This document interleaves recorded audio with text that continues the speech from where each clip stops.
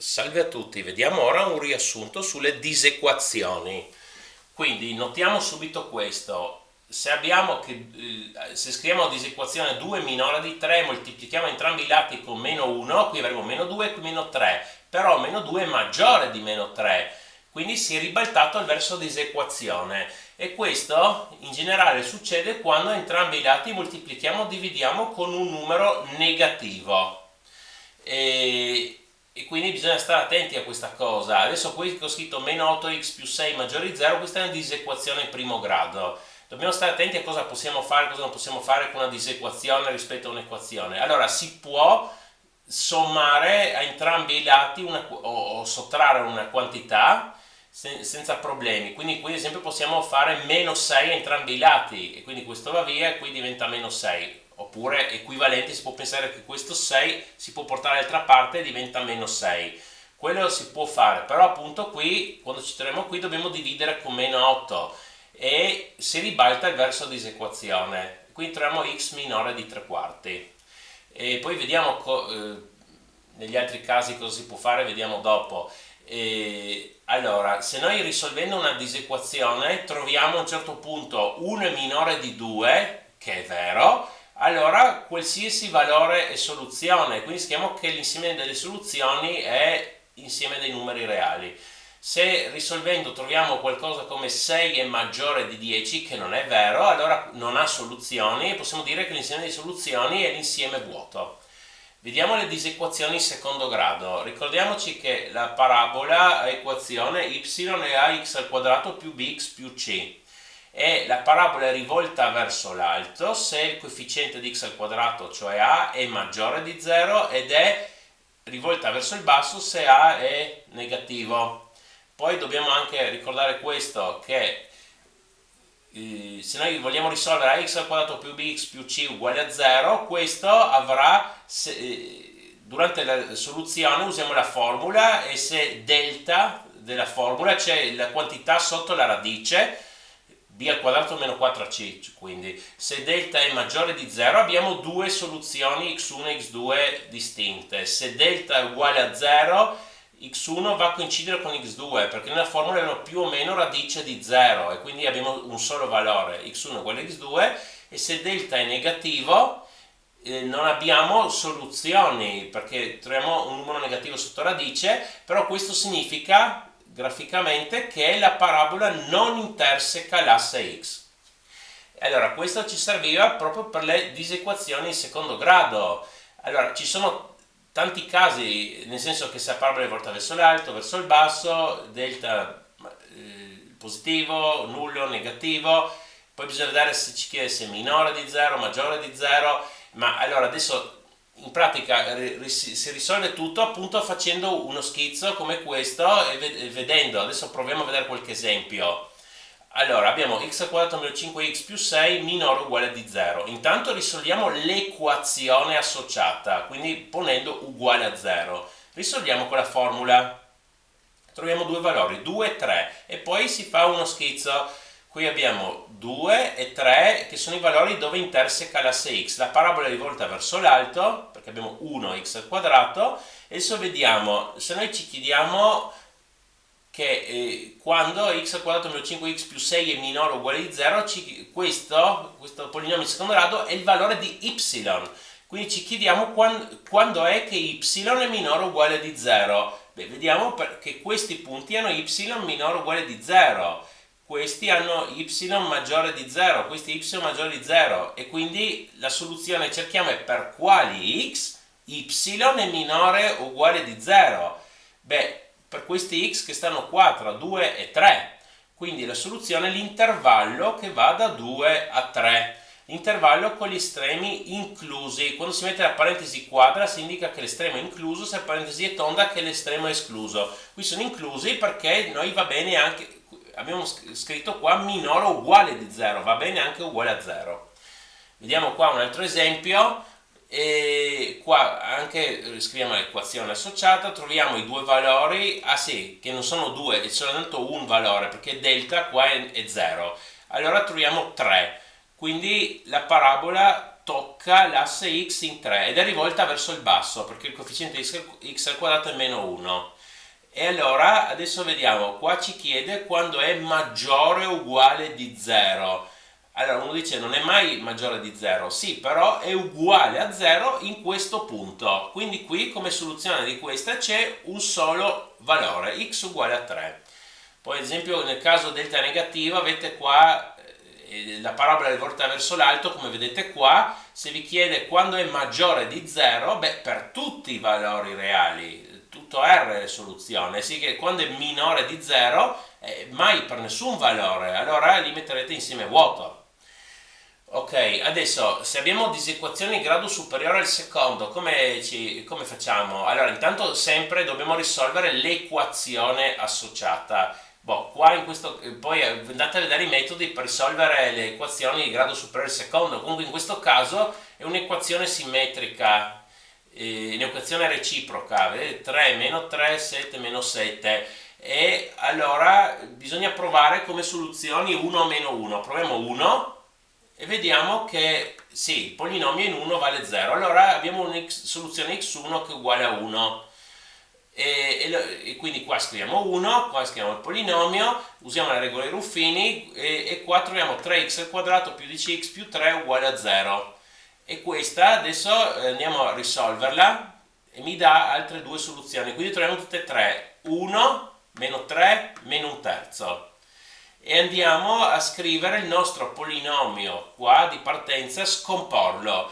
Allora, qui scrivo x meno 1, perché meno 1 se qui è 1? E beh, basta pensare che x meno 1 si annulla quando x vale 1, quindi va bene mettere x meno 1 alla scomposizione. E poi quest'altro polinomio ce l'abbiamo già scritto, lo mettiamo direttamente qua.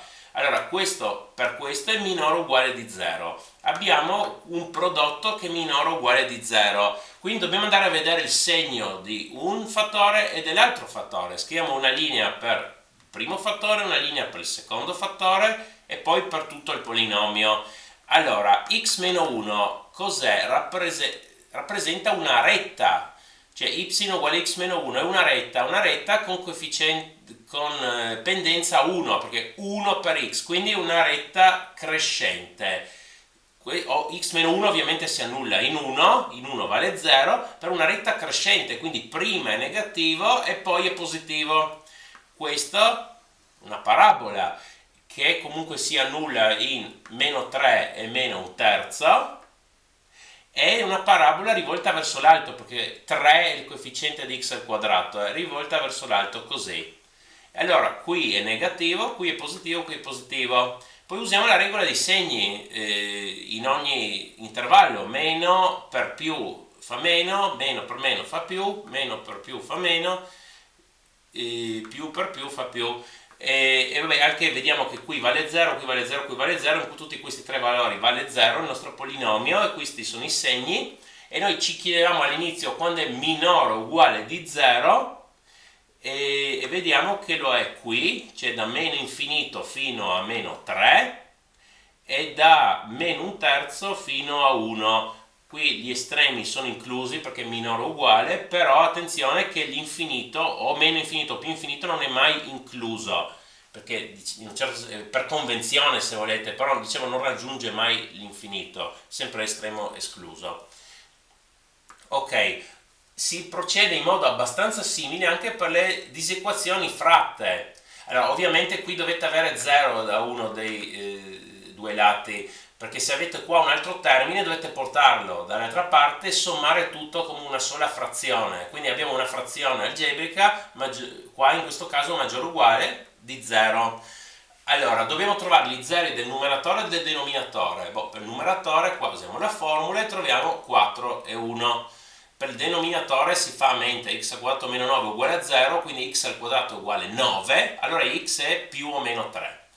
Allora mettiamo una riga per il numeratore, una per il denominatore, questi sono qua vale 0, il numeratore in 1 è 4, il denominatore vale 0 in meno 3 e 3. Sì, questi valori non serve metterli in scala, ma nell'ordine sì, meno 3, 1, 3, 4, non stare nell'ordine, se no non funziona. Allora, sì, vabbè, poi, vabbè, questa è una parabola rivolta verso il basso che si annulla in 1 e 4, una parabola così, allora qui è positivo, qui è negativo. Questa è anche una parabola rivolta verso l'alto che 1x al quadrato si annulla in meno 3 è 3, così, qua è negativo, qua è positivo. E attenzione a una cosa, il denominatore si annulla in meno 3 e 3 e quindi in quei valori l'intera frazione non è definita, perché lì si annulla il denominatore. Invece quando il numeratore è 0, anche la frazione vale 0. Poi si usa la regola dei segni, che è la stessa per la moltiplicazione e per la divisione, e troviamo questi. E noi qua ci chiediamo quando è maggiore o uguale di 0, vediamo qui e qui. Maggiore o uguale di 0 dobbiamo includere gli estremi, sì, però attenzione, meno 3 non si può includere perché lì non è proprio definita l'espressione, non è definita, allora meno 3 va escluso, 1 è incluso, qui stesso discorso in 3 va escluso perché lì non è definita e 4 incluso.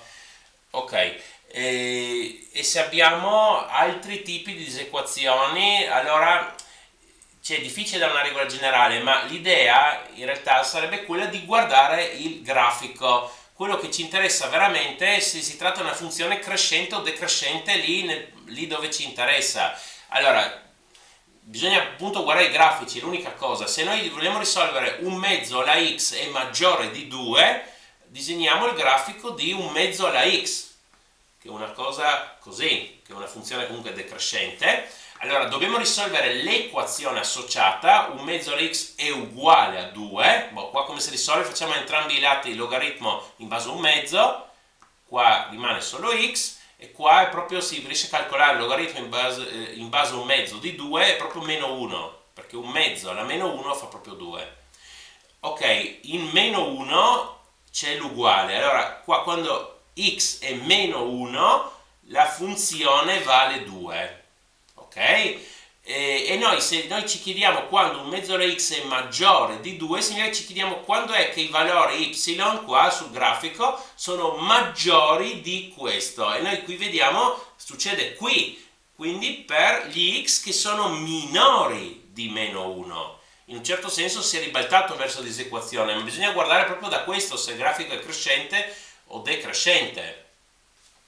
Poi ad esempio possiamo avere disequazioni dove dobbiamo introdurre una nuova variabile, sì, però come si fa? Vediamo un attimo un esempio: 2 alla 2x meno 5 per 2 alla x più 6 minore o uguale di 0. Allora questo intanto si può scrivere come 2 alla x alla seconda, andate a vedere le equazioni esponenziali, comunque vabbè, è una regola di potenza, comunque 2 alla x alla seconda meno 5 per 2x più 6 minore o uguale di 0. Qui introduciamo una nuova variabile t che è 2 alla x e abbiamo t al quadrato meno 5t più 6 minore o uguale di 0.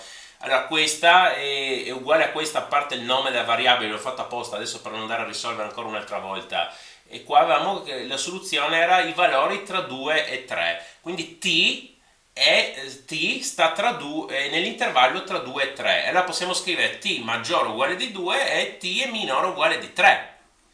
Però ricordiamoci che t è 2 alla x, abbiamo da risolvere 2 alla x è maggiore o uguale di 2 e 2 alla x minore o uguale di 3.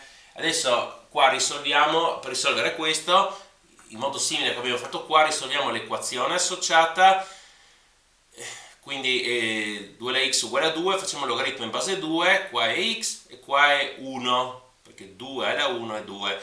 E qua facciamo una cosa simile: 2 alla x uguale a 3, facciamo logaritmo in base 2, x e logaritmo in base 2 di 3.